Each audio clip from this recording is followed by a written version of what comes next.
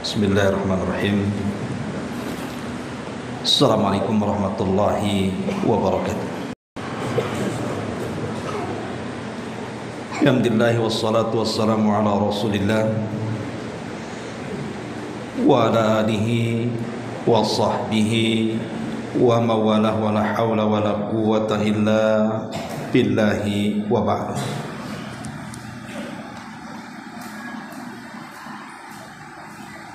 Alhamdulillah, di malam hari ini kita bisa melanjutkan kajian Kitab Tauhid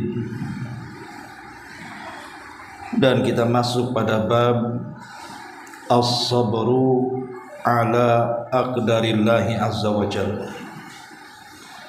Sabar menghadapi takdir-takdir Allah subhanahu wa ta'ala. Allah subhanahu wa ta'ala berfirman, ma asaba min musibatin illa biidnillah wa man yu'min billahi yahdi qalbah wallahu bikulli syai'in alim. Tidak ada satu musibah yang menimpa seseorang kecuali terjadi dengan izin Allah subhanahu wa ta'ala. Dan barang siapa yang beriman kepada Allah, niscaya dia akan memberikan petunjuk kepada hatinya. Dan Allah maha mengetahui segala sesuatu. At-Taghabun ayat 11. Berkata Imam Alqamah rahimahullahu ta'ala, seorang ulama tabi'in, ketika memberikan catatan kepada ayat ini, huwa ar-rajulu tusibuhul musibatu faya'lam annaha min indillah fayarda wa yuslim. Yaitu orang-orang yang ketika ditimpa musibah, ia meyakini bahwa musibah itu semua datang dari Allah, lalu ia pun pasrah dan juga redha. Hadirin dan hadirat yang dimuliakan Allah subhanahu wa ta'ala, bab ini bab yang sangat penting sekali, bicara tentang sabar. Dan Ali radhiyallahu an mengatakan, sabar itu karra'si ala sairil jasad, posisinya sama dengan kepala dari seluruh jasad manusia. Anda bisa bayangkan orang tanpa kepala pasti tidak akan hidup. Maka begitu juga manusia hidup tanpa sabar, maka seolah-olah dia jasad yang tanpa ruh. Yang dimaksud oleh pengarang di sini, maksudnya iman kepada takdir Allah subhanahu wa ta'ala, maksudnya adalah takdir yang buruk. Karena takdir itu kan ada dua macam. Ada takdir yang baik, ada takdir yang buruk. Khairuhu wa syarruh. Tapi yang dimaksud pengarang di sini adalah beriman dengan atau bersabar kepada Allah subhanahu wa ta'ala dengan takdir dari takdir-takdir yang buruk. Karena umumnya kalau takdir baik manusia bisa sabar, tetapi banyak orang yang tidak sabar ketika ditakdirkan oleh Allah subhanahu wa ta'ala dengan takdir yang buruk. Dan kalimat sabar itu sendiri diambil dari kata al-habsu, menahan. Menahan akan tiga perkara. Pertama, menahan hati untuk senantiasa redha. Yang kedua, menahan lisan untuk senantiasa mengucapkan kalimat-kalimat baik. Dan yang ketiga, menahan badan untuk tidak melakukan kemaksiatan kepada Allah azza wa jalla. Itulah sabar. Jadi sabar itu menahan untuk redha. Kalau ada musibah, hatinya redha dengan musibah itu. Itu sudah jadi ketentuan Allah subhanahu wa ta'ala. kemudian setelah hatinya redha, kemudian berusaha lisannya pun tidak tasakhut, tidak mengucapkan kalimat-kalimat yang menunjukkan ketidakredhaan dia, dan berusaha untuk mengucapkan kalimat-kalimat yang baik. Kemudian badannya juga sama. Jangan sampai musibah yang buruk yang menimpanya menjadikan badannya bermaksiat kepada Allah Subhanahu wa taala. Itulah makna sabar. Ma'asyiral muslimin yang dimuliakan Allah Subhanahu wa taala. Di sini Allah Subhanahu wa taala mengatakan ma asaba min musibatin illa biidznillah. Tidak ada satupun musibah yang menimpa seseorang kecuali musibah itu turun karena izin Allah Subhanahu wa taala. Karena musibah itu adalah izin dari Allah Subhanahu wa taala, maka yakinlah seberat apapun musibah pasti kita bisa menghadapinya. Seberat apapun musibah yang menimpa kita, yakin kita bisa menghadapinya. Kenapa?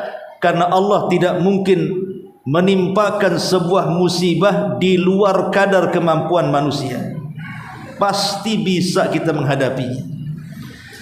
Buktinya, mungkin di antara kita semuanya, saya, antum, atau para ummahat di belakang, saya kira dalam kehidupan kita ini pernah kita mengalami sebuah kesulitan, yang saat kesulitan itu menimpa kita, rasanya bumi ini dikiamatkan, seolah-olah kita tidak bisa keluar dari musibah itu. Tapi dengan berjalannya waktu, musibah itu entah hilang kemana, sudah tidak dipikirkan lagi, bahkan kita sudah bisa tersenyum. Itu menunjukkan Allah tidak menimpakan musibah kecuali berdasarkan kemampuan hambanya. Sebab kalau seandainya Allah menimpakan musibah di luar kemampuan hambanya, sudah banyak orang yang gila, sudah banyak orang yang mati bunuh diri. Tapi nyatanya tidak. Hanya segelintir orang yang lemah imannya yang melakukan seperti itu. Karena kita tahu bahwa musibah itu oleh Allah Subhanahu wa taala diturunkan berdasarkan kadar iman seseorang. Kalau imannya kuat, musibahnya kuat.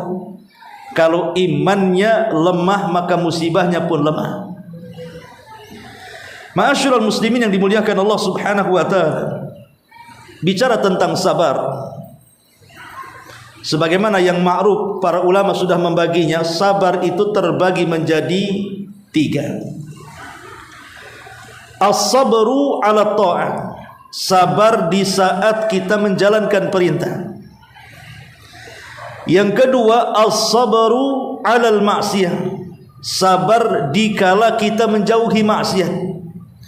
Kemudian yang ketiga, as-sabru 'alal aqdar, atau as-sabru biqada'i wal qadar, sabar ketika menghadapi ketentuan-ketentuan dan takdir-takdir Allah Subhanahu wa taala. Sabar ketika melaksanakan sabar ketika melaksanakan ketaatan. Ini penting, karena kalau orang tidak sabar, maka dia tidak mungkin melakukan ketaatan. Antum kalau tidak sabar, tidak mungkin hadir di majelis ini. Begitu juga sabar ketika meninggalkan kemaksiatan. Ada orang yang berzina, sabar untuk tidak berzina. Ada orang yang minum khamar, kita sabar untuk tidak ikut minum khamar. Ada orang yang bergibah, sabar kita untuk tidak ikut gibah. Lah, dua sabar ini memang perlu mujahadah, perlu istiqamah. Kemudian yang ketiga, inilah yang kita bahas, as-sabru ala qada'illahi wa qadari, sabar ketika menghadapi takdir dan ketentuan Allah, baik takdir yang baik ataupun takdir yang buruk. Ma'asyiral muslimin yang dimuliakan Allah Azza wa Jalla, perhatikan perkataan Alqamah di sini ketika memberikan catatan kepada surah At-Taghabun ayat 11. Apa kata Alqamah? Huwa ar-rajulu tusibuhul musibatu faya'lam annaha min indillah fayarda wa yuslim. Ayat ini menceritakan tentang seseorang yang ketika ditimpa musibah, dia yakin bahwa musibah itu datang dari Allah, maka dia pun redha, kemudian dia mempasrahkan diri atas takdir yang sudah menimpanya. Manusia menghadapi takdir buruk itu kan ada 4 kelompok. Manusia di hadapan takdir yang buruk itu terbagi menjadi 4 kelompok. Kelompok yang pertama, la yarda wa la yasbir, tidak redha dan tidak sabar. Hatinya tidak rela dengan musibah yang Allah takdirkan kepadanya, entah berupa orang yang dicintai meninggal, entah berupa faktor ekonomi yang dibangkrutkan, entah mungkin penyakit yang ditimpakan, atau musibah-musibah yang lainnya. Dia tidak redha. Sudah tidak redha hatinya, tidak sabar lisannya, sehingga mengucapkan kalimat-kalimat yang buruk. Kenapa asih saya yang kena musibah, kenapa orang tidak? Kenapa anak saya nakal, kenapa orang lain tidak? Kenapa usaha saya yang bangkrut, kenapa usaha lain orang tidak?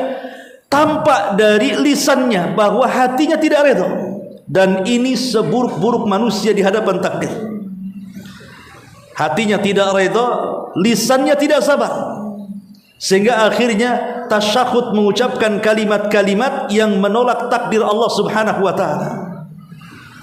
Kelompok yang kedua, yarda wa la yasbir.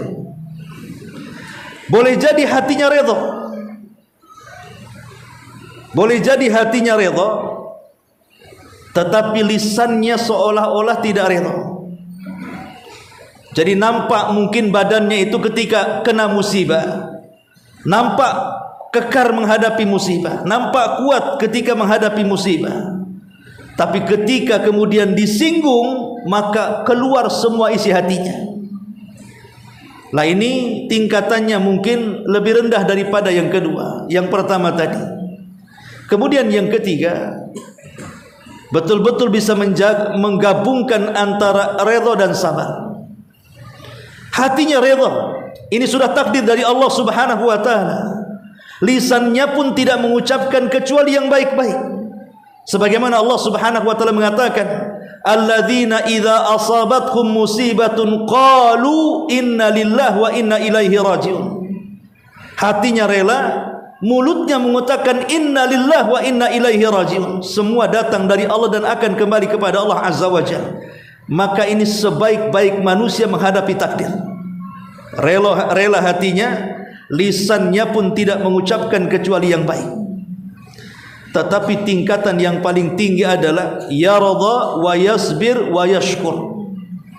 Hatinya redha, lisannya bersabar, ditambah dengan syukur.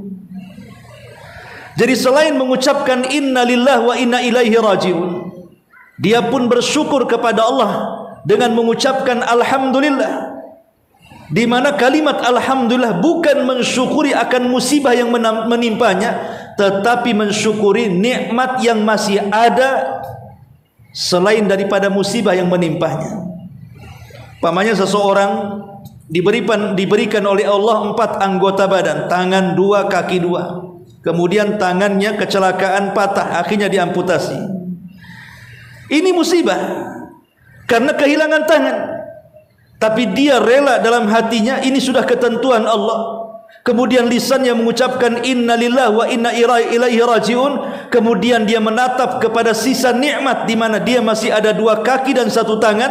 Dia pun mengucapkan alhamdulillah, Allah masih memberikan nikmat kepada.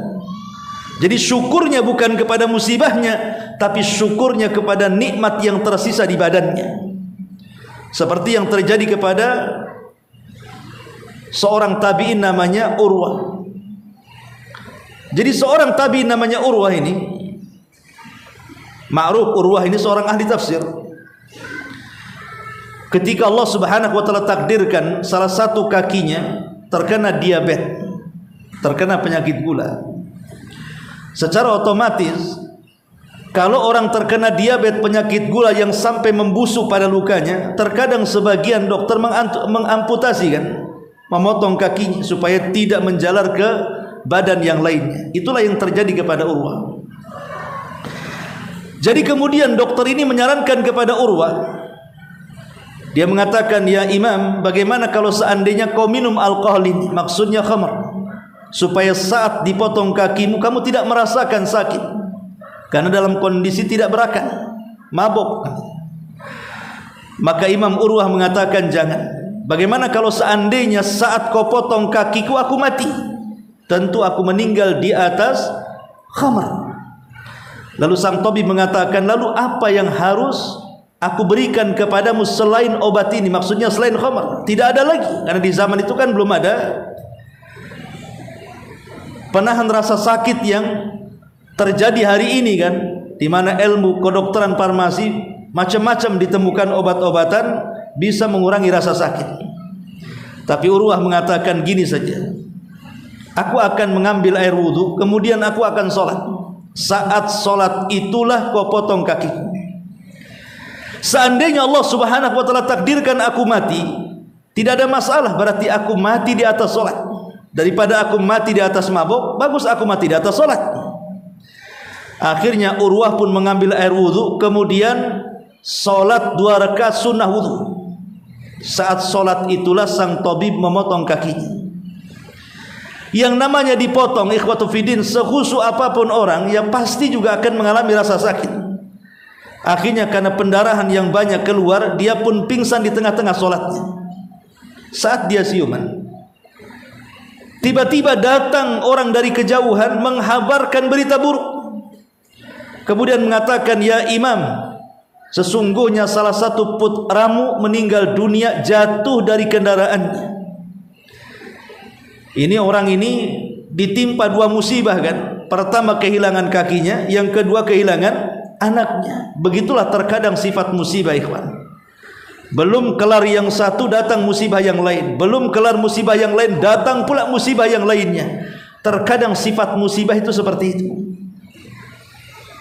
Seperti ada salah seorang syekh pernah bercerita, ini pernah saya ceritakan kepada antum. Jadi ada 2 keluarga,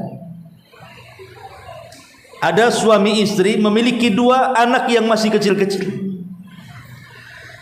Anak yang belum balik dan belum berakal, dia hanya mencontoh apa yang dilakukan orang tuanya. Jadi saat orang tuanya hendak menyembelih seekor unta, orang tuanya memegang pisau. Kemudian nampaklah kemudian oleh anak yang paling besar, belum balik juga, mungkin yang satu 6 tahun, yang satu 5 tahun begitu. Nampak bapaknya pegang pisau, dia pun lari ke dapur. Kemudian ketika ayah minta, dia pun ngomong sama adiknya, bagaimana kalau kita main sembelih-sembelihan seperti ayah kita juga sedang bermain sembelihan katanya. Jadi saat ayahnya menyembelih unta, dia pula nyembelih adiknya. Akhirnya kemudian adiknya disembelih, menjerit kesakitan, kemudian meninggal. Saat ayahnya saat menyembelih unta itu mendengar ada suara jeritan salah satu putranya, lari dia ke dalam rumah. Rupanya si kakak yang sudah menyembelih itu ketakutan, lari ke jalan. Rupanya ada mobil yang lewat, ditabrak pula itu si kakak, mati juga kena tabrak. Kemudian ayahnya yang melihat seperti itu, karena dia punya penyakit jantung, kena serangan jantung, meninggal juga dia akhirnya. Yang tersisa hanya ibunya. Tidak bisa berkata-kata, melihat suaminya terkena serangan jantung, melihat anak besarnya tertabrak mobil, melihat anak kecilnya kena sembelih. Dia hanya bisa tertegun seperti ini saja. Apa kira-kira yang terjadi? Karena sifat musibah itu terkadang saya katakan belum kelar satu datang yang lain. Itulah sifat musibah. Makanya kenapa keutamaan orang yang sabar itu melebihi ibadah-ibadah yang lainnya. Sampai Allah mengatakan, innama yuwaffas sabiruna ajrahum bighairi hisab.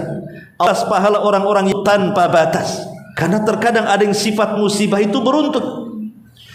Dan orang kalau bisa melewati dengan kesabaran, maka dia akan mendapatkan pahala tanpa batas. Masalahnya sabar itu dikatakan sabar fi sadmatil ula, pada pukulan yang pertama.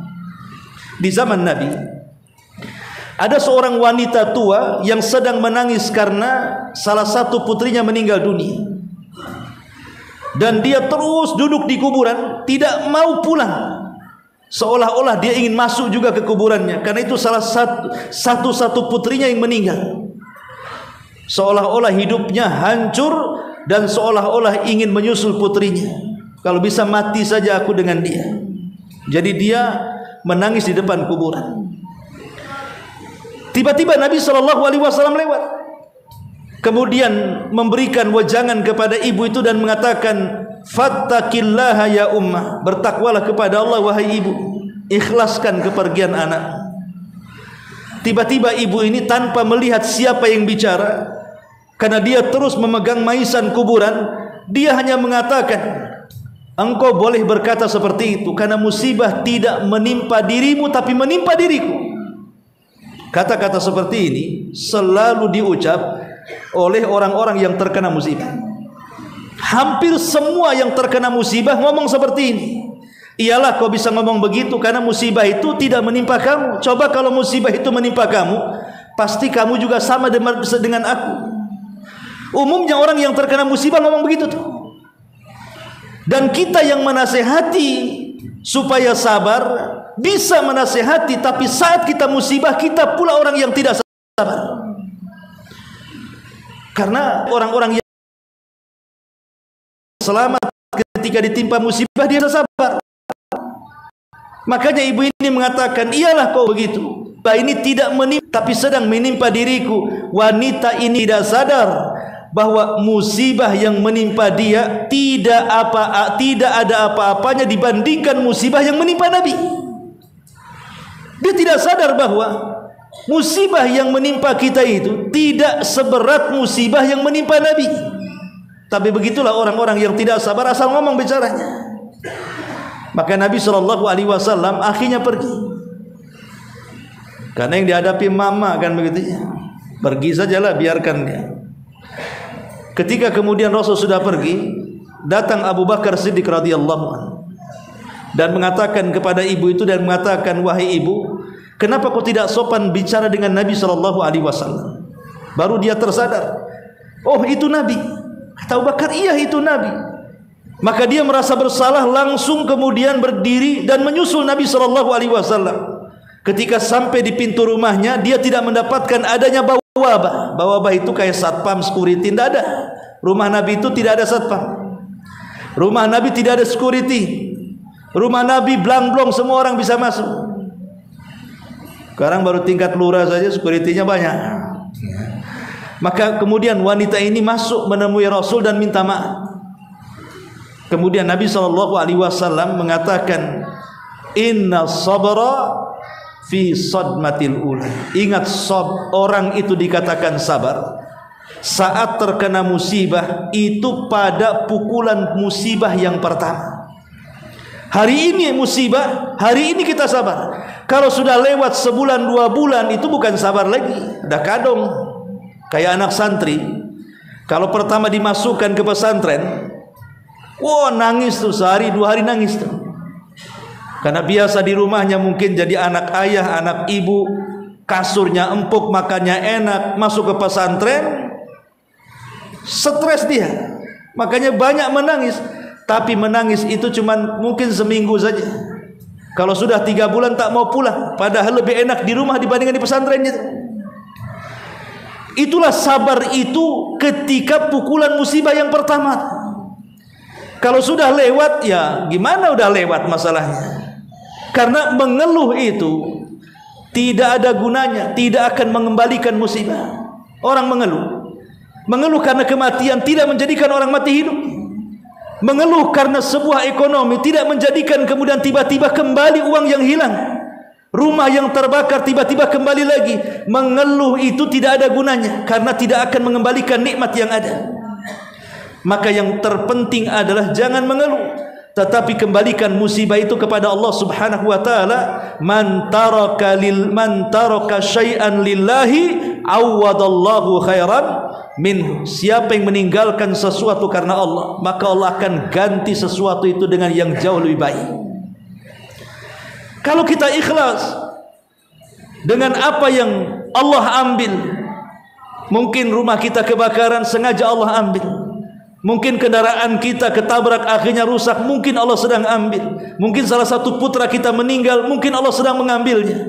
Kalau kita ikhlas karena meninggalkan sesuatu karena Allah Subhanahu wa taala, Allah akan ganti itu dengan keikhlasannya. Boleh jadi gantinya jauh lebih baik dibandingkan barang yang dulu dimiliki.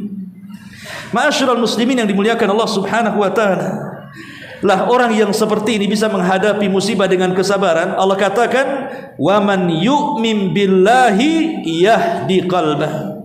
Siapa yang beriman kepada Allah, beriman dengan takdir bahwa ini semua datang dari Allah, semua musibah itu tidak terjadi kecuali karena izin Allah, yahdi qalbah, maka dia akan diberikan hidayah hatinya. Maknanya akan diberikan ketenangan. Orang sabar itu pasti diberikan ketenangan. Wallahu bikulli syai'in alim, dan Allah Maha mengetahui atas segala sesuatu. Allah tahu sebelum kita terkena musibah, Allah tahu. Dan Allah tahu orang ini sanggup atau tidak, Allah tahu. Allah Maha tahu. Dia yang menciptakan kita, maka ketika Allah Subhanahu wa taala memberikan musibah kepada kita, Allah tahu kita ini sanggup untuk menghadapinya. Dan Allah tahu setelah kita menghadapi musibah dengan kesabaran kita, Allah akan memberikan balasan yang tiada tara dan tanpa batas. Kemudian kata Alqamah di sini, huwa rajulu tusibul musibah faya'lam annaha min indillah fayarda wa yuslim. Orang yang ketika ditimpa musibah, ia meyakini bahwa itu semua datang dari Allah, maka dia pun redha dan senantiasa pasrah akan takdir Allah Subhanahu wa taala. Kemudian pengarang juga menyebutkan beberapa dalil. Diriwayatkan dalam Sahih Muslim dari Abu Hurairah radhiyallahu anhu, Rasul bersabda, "Ithnani fin nasi huma bihim kufrun, at-ta'nu fin nasabi wan niyahatu 'alal mayyit." Ada dua perkara yang masih dilakukan oleh manusia, yang kedua-duanya merupakan bentuk kekufuran. Pertama, mencela keturunan, dan yang kedua, meratapi orang yang sudah mati. Syahidnya di sini apa? Meratapi orang yang sudah mati itu kekufuran, karena menunjukkan ketidaksabaran. Sehingga lisannya kemudian meratap dengan mengatakan, kalau engkau pergi, siapa yang akan kasih makan kami? Kalau engkau pergi, siapa yang akan membiayai pendidikan anak kami? Dan begitu seterusnya. Kenapa engkau pergi? Pokoknya niyah. Terkadang niyah itu dalam bentuk lisan, terkadang dalam bentuk perbuatan. Mungkin merobek-robek pakaian, mencukur-cukur rambut, memukul-mukul pipi dan paha, berguling-guling, dan begitu seterusnya. Maka itu bentuk ketidaksabaran, dan ini bagian daripada kekufuran. Kemudian Imam Bukhari dan Muslim meriwayatkan dari secara marfu dari hadis Ibnu Mas'ud, Nabi SAW mengatakan, laisa minna man darabal hudud wa syaqqal juyub wa da'a bida' wal jahiliyah. Tidak termasuk golongan kami, kata Rasul. Dan kalimat laisa minna tidak termasuk golongan kami menunjukkan bahwa dosa ini dosa besar. Kalau ada kalimat pada hadis bukan termasuk golongan kami, bukan termasuk umat kami, berarti kalimat setelahnya menjelaskan kabairudz dzunub, dosa-dosa besar. Apa dosa besarnya? Man darabal hudud, orang yang memukul-mukul pipi saat kena musibah. Wasyaqqal juyub, orang yang merobek-robek pakaian saat terkena musibah. Wada'a bida' wal jahiliyah, dan berteriak-teriak dengan seruan-seruan orang-orang jahiliyah. Kita lihat orang-orang Syiah apabila datang bulan Muharram, tepat pada tanggal 10 atau disebut dengan Yaum Asyura, ada tradisi mereka itu memegang besi, kemudian senjata, dan memukul-mukul di badan dan kepala mereka. sampai mengeluarkan darah. Bahkan anak bayi diketuk kepalanya pun sampai dikeluarkan darahnya. Alasan mereka satu, karena mereka sedang berkabung karena kematian Husain ibnu Ali ibn Abi Thalib di Karbala. Bahwa apa yang terjadi kepada Husain itu lebih berat dibandingkan apa yang mereka lakukan. Bagaimana tidak, Husain dipenggal kepalanya, kemudian kepalanya dijadikan tempat mainan bola. Mereka mengatakan bahwa musibah yang menimpa Husain tidak lebih parah dibandingkan lebih parah dibandingkan musibah yang kalau hanya sekedar memukul-mukul badan walaupun keluar darah, itu tidak seberapa dengan musibah yang ditimpa Allah kepada Husain. Lah kalau kita melihat hadis ini, hadis Nabi SAW yang kita bahas ini, laisa minna, bukan termasuk umatku kata Rasul. Kalau terkena musibah karena kematian orang, tiba-tiba kemudian dia dharabal khudud, memukul-mukul pipi. Lihat orang-orang Syiah ketika Asyura mengenang kematian Husain, dipukulnya pipi, dipukulnya badan dengan besi-besi yang di tangan mereka.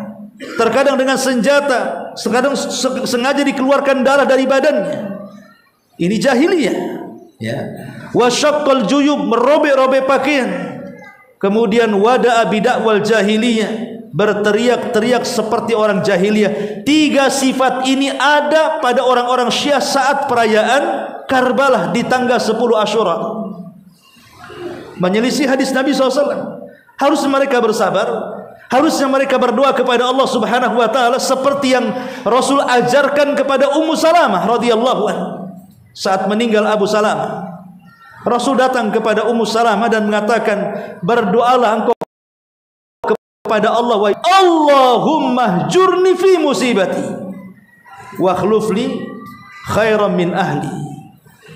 Ya Allah, balaslah dengan balasan yang baik akan musibah yang menimpaku, dan gantikan dengan gantikan yang jauh lebih baik dari musibah yang sedang kuhadapi.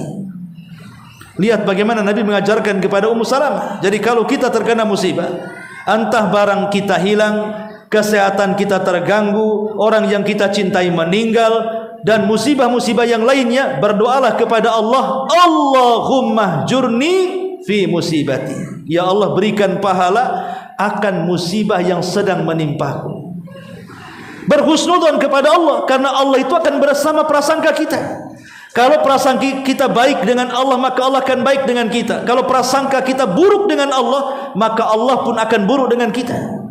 Kalau kita terkena musibah, kemudian kita berprasangka baik, boleh jadi musibah ini untuk menggugurkan dosa-dosa yang pernah saya lakukan.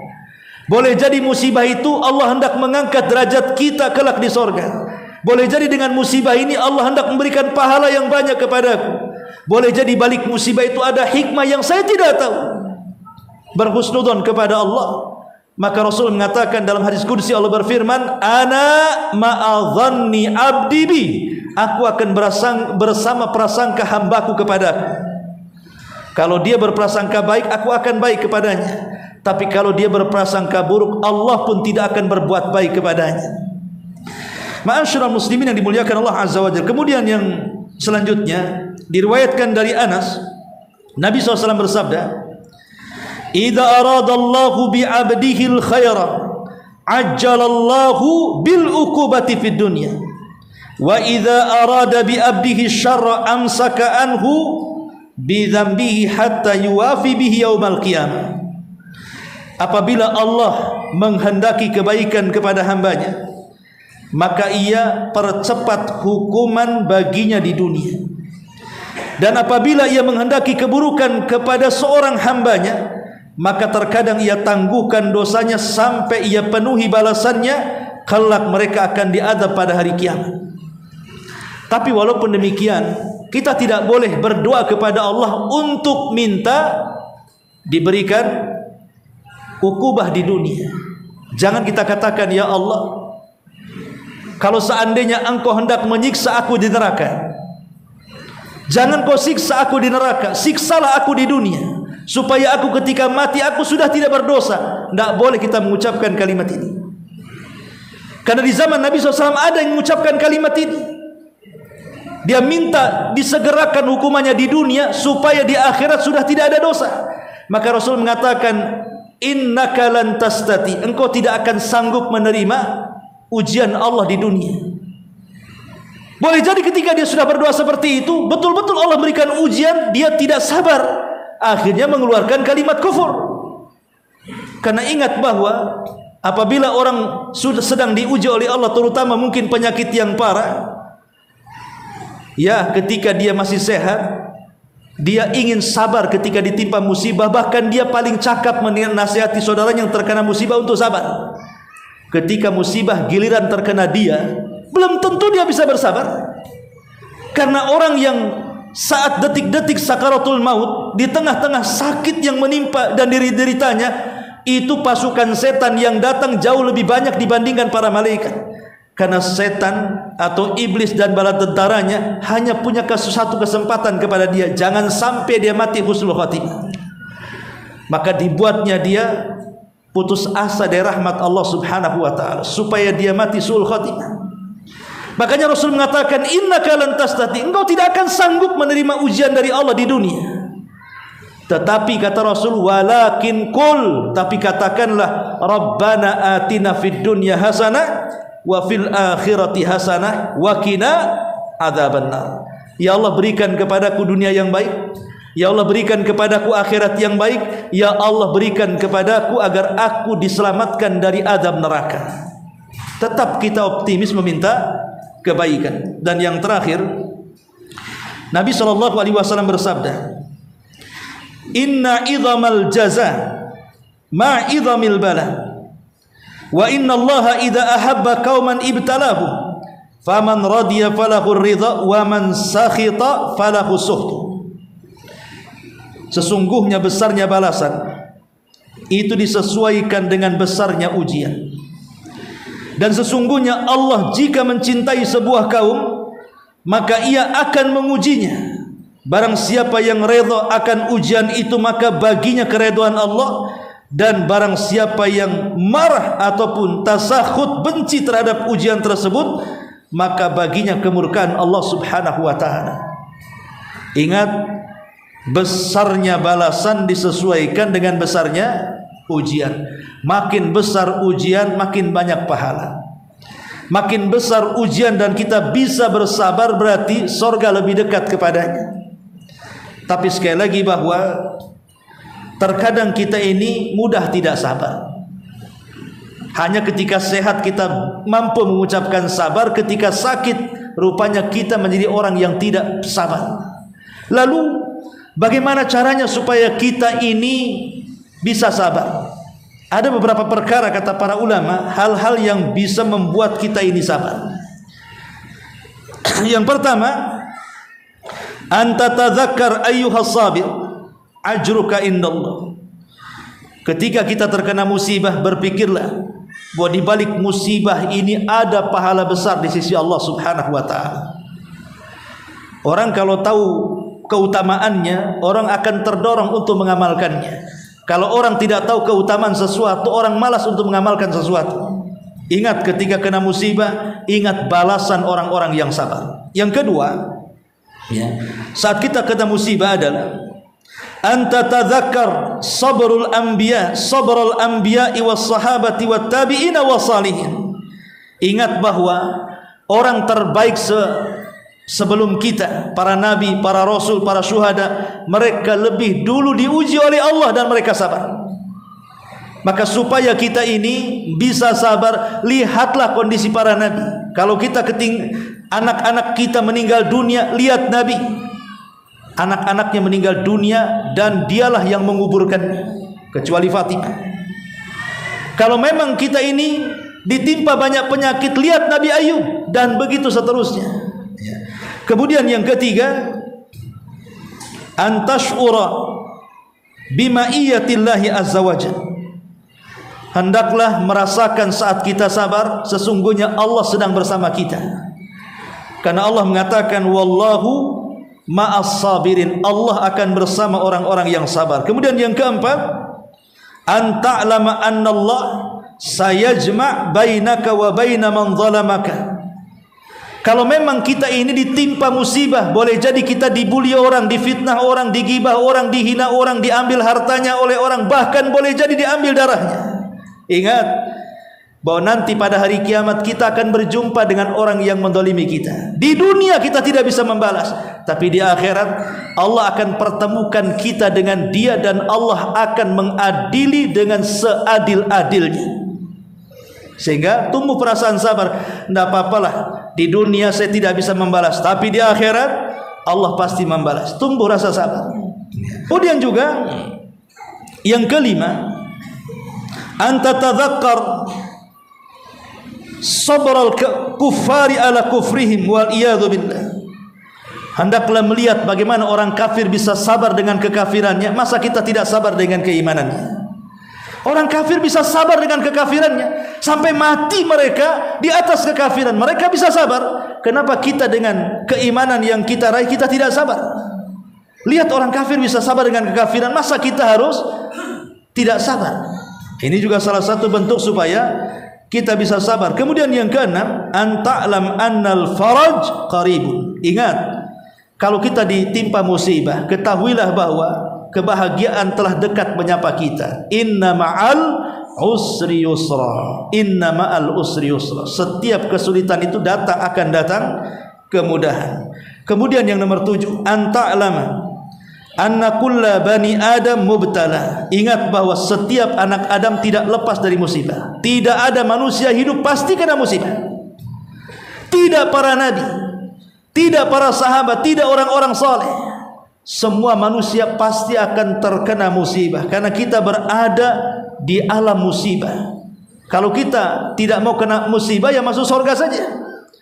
Tapi masuk surga itu bukan jalan yang mudah, harus melewati rintangan musibah-musibah dunia. Kemudian yang nomor 8, an yakuna laka atau an yudzakiruka billah wa yukhaffif ankal alamak fa innal mar'a bi ikhwani. Hendaklah mengingatkan dirimu dengan Allah. Saat kena musibah, ingat Allah. Banyak-banyak berzikir kepada Allah supaya Allah bisa meringankan penyakitmu, musibahmu. Minta kepada Allah, berdoa kepada Allah agar diangkat musibah ini. Karena Allah yang menurunkan musibah, Allah juga yang mengangkat musibah. Jangan mengadu kepada selain Allah. Orang kena musibah ngadu ke Facebook. Facebook orang kafir yang buat.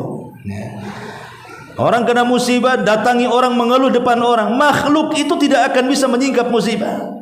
Maka mintalah kepada zat yang menurunkan musibah agar musibah kita diangkat. Kemudian yang nomor 9, antardha bima qasamallahu lah.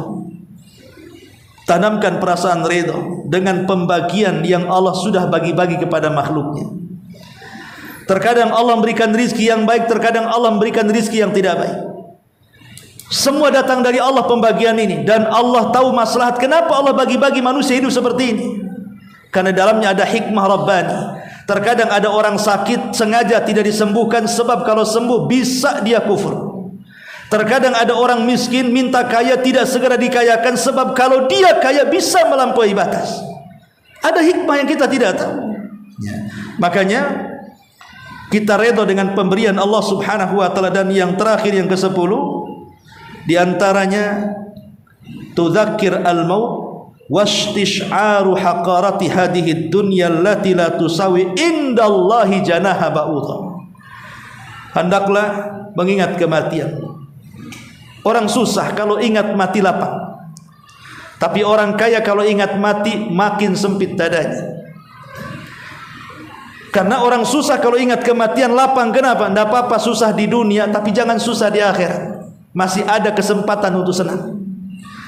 Tapi orang kaya kalau ingat mati sesak dadanya, sebab kematiannya meninggalkan rumahnya, meninggalkan kebunnya, meninggalkan ATM-nya, meninggalkan investasinya di dunia. Sesak dadanya. Kalau saya mati jadi warisan ahli warisnya. Kalau saya mati ini gedung pindah sama anak-anak saya. Sesak dadanya dia. Sehingga dua-duanya harus ingat mati. Orang kaya harus ingat mati. Ketika sesak dadanya, tidak mungkin dia menginvestasikan semua kekayaan di dunia. Orang miskin juga harus ingat mati, sehingga dia bisa redha dengan kemiskinannya, bahwa ada kehidupan setelah kematian. Dan ingat bahwa dunia ini hina, bahkan lebih hina, tidak setara dengan sayap nyamuk. Kata Rasul, kalau seandainya dunia ini punya manfaat walaupun seperti sayap nyamuk, tentu orang kafir tidak akan diberi minum walaupun sekali tegukan. Tapi karena dunia tidak ada manfaatnya, semua terlaknat, makanya orang kafir bisa hidup sesukanya di dunia. Tapi ingat, mereka hanya di dunia dan mereka tidak akan sampai ke akhirat. Wallahu a'lam bishawab. Subhanakallah bihamdika asyhadu an la ilaha illa anta astaghfiruka wa atubu ilaik. Allahu taala alam. Assalamualaikum warahmatullahi